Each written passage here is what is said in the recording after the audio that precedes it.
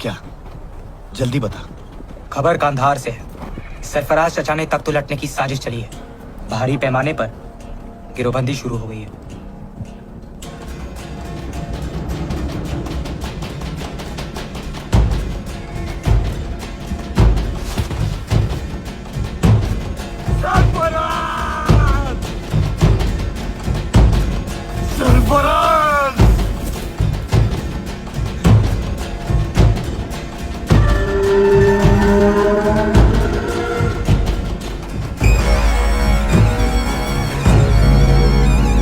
मुझे वापस जाना होगा।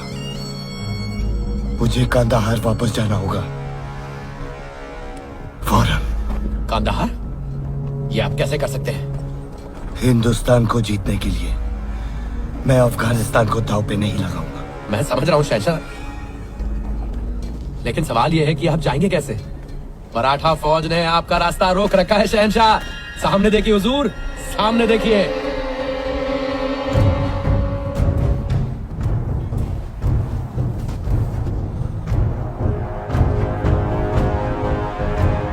लेकिन अगर मैं इस जंग में फंसा तो कांदाहार हार जाऊंगा।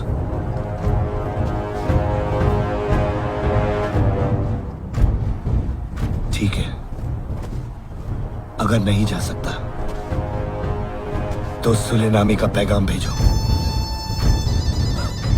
अब ये इतना सब कुछ सुलेनामी के खातिर किया? अजीब, मुझे सदाशिव के साथ सुलह करनी है। इंतजाम कर।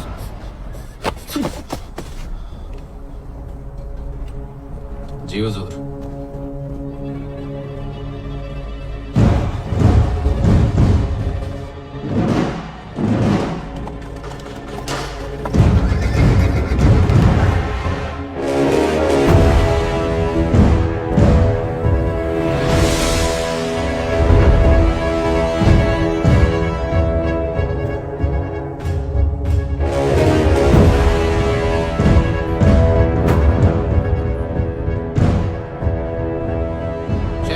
अफगानिस्तान दुर्रे दुर्रानी अहमद शाह अब्दाली।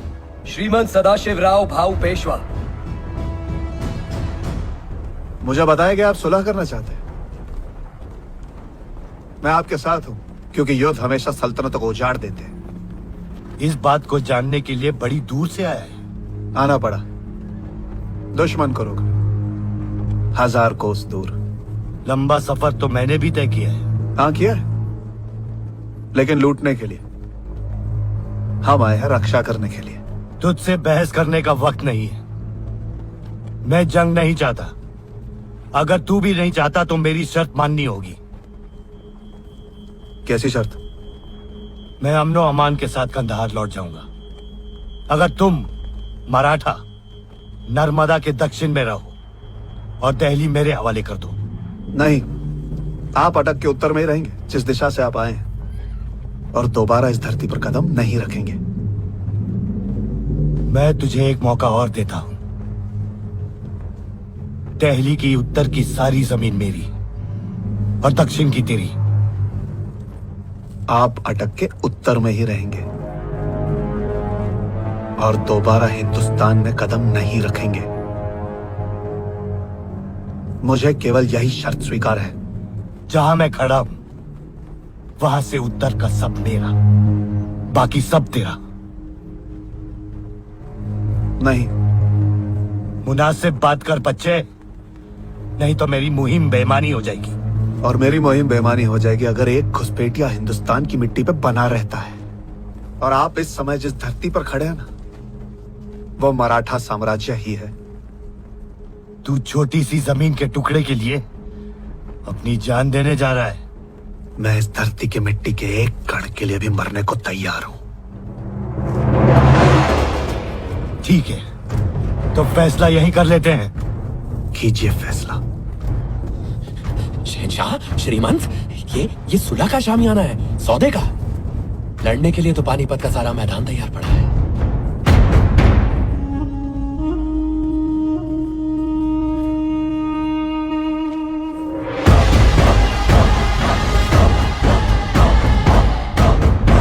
अब पहले हिंदुस्तान, फिर अफगानिस्तान। सही कहा, हिंदुस्तान सदा पहले ही रहेगा।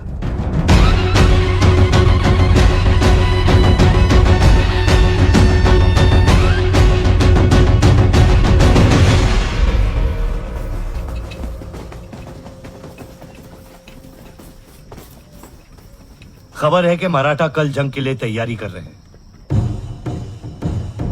उनकी फौज 1.25 लाख की है और हमारी है 75,000। अगर हमें जीतना है तो हमें चौकोर व्यू रचना करनी होगी और ऐसे आगे बढ़ना होगा। हमारा लक्ष्य केवल एक है, अफगान फौज की सुरक्षा दीवार को तोड़ना। इब्राहिम अपने तोपचों के साथ सबसे आगे होगा, उसे हाथी दल की मदद लगेगी। उसके पीछे बंदूक सेना, फिर घोड़सवार और सारे सैनिक सबसे पीछे चलेंगे। हमारा लक्ष्य एक ही होगा, अफगानों के बीचों बीच घुसकर उन्हें तहस नहस कर देंगे। मेरे बाएं तरफ तैमूर, नजीब, सुलेमान और नवाब साहब के दस्ते तैनात रहेंगे। मेरे बाई तरफ शमशेर, विठल विंचुरकर और दामाजी गायकवाड़। दाएं में शाह वली खान और वहाब खान। शहंशाह। मेरे दाएं तरफ सेना का नेतृत्व करेंगे जंगो जी और मल्हार राव जी। हमेशा की तरह मैं पीछे से जंग पे निगाह रखूंगा। एक दस्ता हमेशा मेरे साथ रहेगा। उनके पीछे होंगे नाना पुरंदर, यशवंत पवार, अंताजी माणकेश्वर। राधक सिंह जी, आपकी 5,000 की सेना मेरे लिए हमेशा तैनात रहेगी। जी श्रीमंत। और मैं बीचों बीच अपनी हुजूरात सेना के साथ रहूंगा। सारे स्त्री परिवार, तीर्थयात्री और सेवक इस टीले पर रहेंगे और उनकी सुरक्षा के लिए सेना की एक छोटी सी टुकड़ी तैनात रहेगी। अपने अपने सेनाओं को तैयार करो। मल्हार राव जी,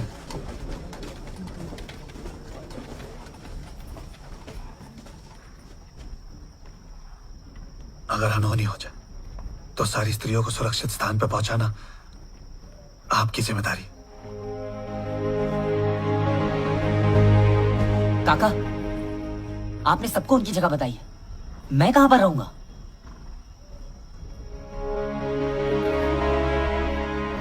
मैं कहीं नहीं जा रहा हूं। तुम वापस जाओगे विश्वास, पीछे के रास्ते से। कोई नहीं देख पाएगा तुम्हें। नहीं, मैं आपके साथ लड़ूंगा। तुम नहीं लड़ोगे, तुम मेरी जिम्मेदारी हो। मैं किसी की जिम्मेदारी नहीं हूँ। पुणे में माँ मेरी रक्षा करती, यहाँ पर शमशेर काका और आप। मुझे अपनी मातृभूमि की रक्षा करने का अवसर कब मिलेगा? हम तुम्हारी रक्षा इसीलिए करते हैं क्योंकि तुम एक पेशवा हो। ठीक कहते हैं, लेकिन अगर आप मेरी रक्षा करते रहेंगे तो मैं पेशवा कैसे बन पाऊंगा? मैं इस सेना का सेनापति हूं, मैं लड़ूंगा।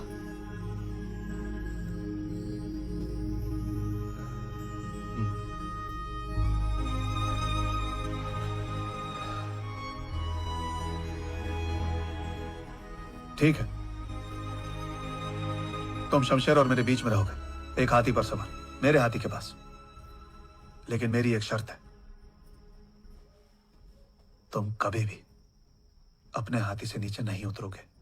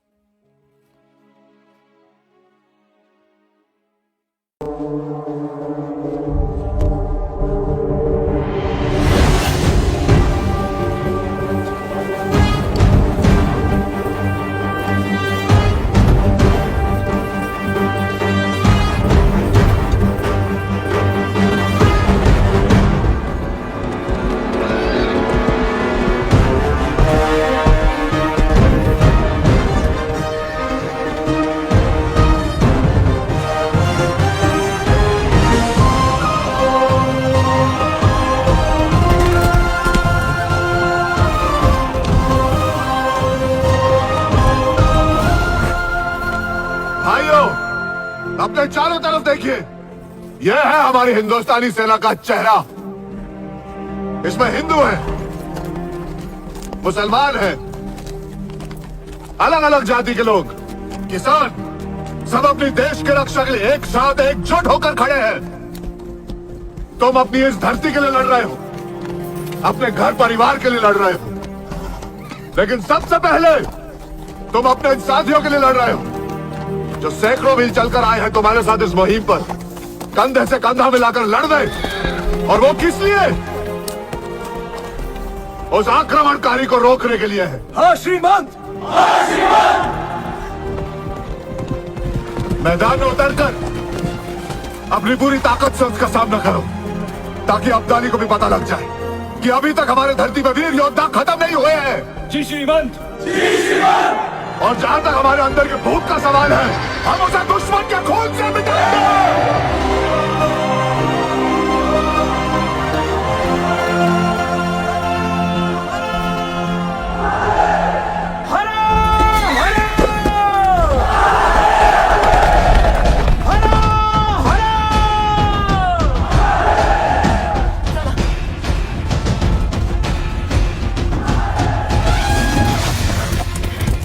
श्रीमंत विश्वासराव पेशवा, आदेश दे।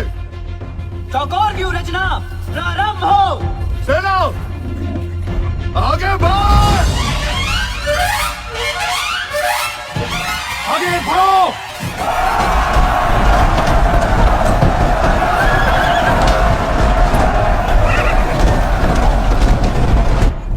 जवाब दो।